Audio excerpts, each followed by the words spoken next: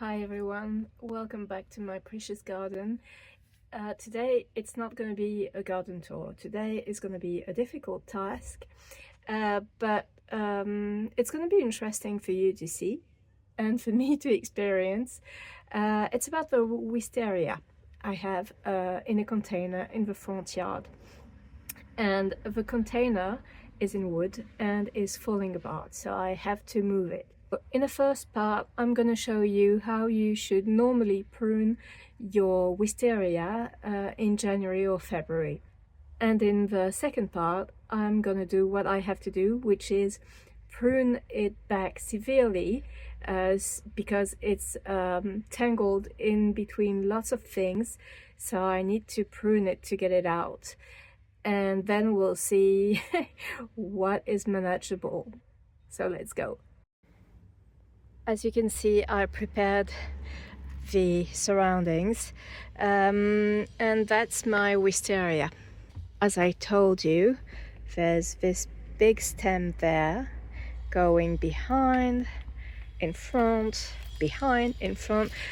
That's exactly what you don't want to do, because you never know, you might have to move it. And also, even if you don't have to, wisteria grows quite thick, so as you can see the thickness, and one day it can break whatever it's in between. So really what you should do is make it grow in front and tie it all along.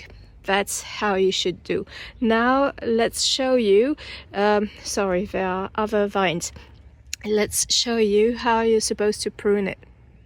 So there's a way of remembering where in February, you prune it back to 2 buds.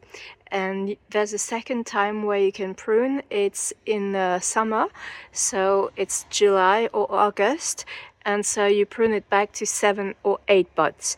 So for today it's going to be 2 buds. In this area, this one is the wisteria, this is another vine. But as you can see, there's my stem from last year, and I'm gonna try and focus. So here you have one bud. Here, where's my finger? Here you have a second one, and that's where you're gonna cut. So 1, 2, and cut. It's sad, but I had to cut it back all the way to here because I couldn't move it. So now the good part is that I have all of this that still is on, and you have lots of birds on it. So hopefully, if this isn't too harsh for the plant, maybe it will flower this year. So that's also the experiment that will be helpful to you maybe one day. So let's see how I can get it out of this container now.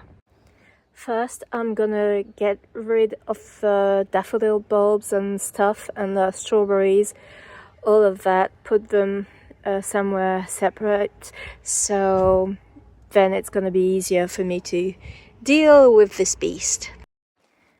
I managed to separate the mulch from the strawberries, but I can't take out the bulbs because there's too much roots in this container, so I'm just gonna have to open it and see what we've got. Look at this mess. This just completely opens. Just so you see what it looks like. The roots, it has been there, I don't know, maybe 5 years, maybe more, can't remember. So now my problem is the container was rectangular, and I'm gonna try and repot it in a round pot that is not as large. So we'll see how this goes. I knew there was a reason why I was dreading doing this. I can't manage to get the root ball smaller than this, and that's a huge pot, a huge container. So I think I'm gonna cut this one that has no flower buds on it back to here before this stem, and this might help me root prune a bit this root ball before putting it there. Otherwise it's going to be maybe a bit difficult for the plant. There's a part of me that wants to just get rid of it and start fresh, but it's an old one, so I need to try and do this in this pot, and that's gonna be my last try. And if it's not okay, maybe try again new. I've seen some people do bonsai wisteria, so I know it's possible to keep them small, but this one hasn't been trained this way. You can have some bonsai wisteria and then put it in the ground and then it gets big again, but the other way around, not so sure. So I wanted to show you where I'm at. I had to cut this, but I'm not sure that the other side of the root is rooted to this plant or just in the dirt, so I don't know what to do with it.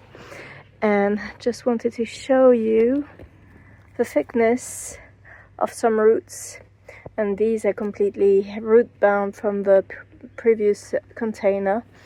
So I'm not really sure if this is gonna work fine, but as I said, this is an experiment and I'm gonna keep you updated about how it goes. I've tried to prune it to 2 buds when I could. Cut this one out, and yeah, now I'm gonna try and plant it before the sun sets. Also, I tried to unbound, how should I say that, some roots that were circling around, so this one can now go like this in the container, so that's better for the plant anyway. Okay, so now it fits in the pot, which was not easy. I didn't take out so many roots that I feared, just this chunk and this chunk, which is of course too much because I don't want to hurt plants, but now it fits in there. It's a bit untangled, unbound, and now it has lots of room to grow new roots to go down. Not too down wisteria, because after that I don't want for it to go in there, under there. But yeah, so now I'm gonna put some soil, some compost on top, some nice maybe manure, mulch, every good stuff, water it a lot, and then pray for the best. I didn't finish cleaning, but I just wanted to address a few things. So I'm not sure this is gonna be the final place. Maybe it will go back to there, but I'm not sure. I would like to keep it this time in a tree form, almost tree form, like this. I think it's so nice. Just imagine it with leaves and with blooms, but I think it would be so nice. There's just a problem with the trunks rubbing there, but I don't think wisteria cares.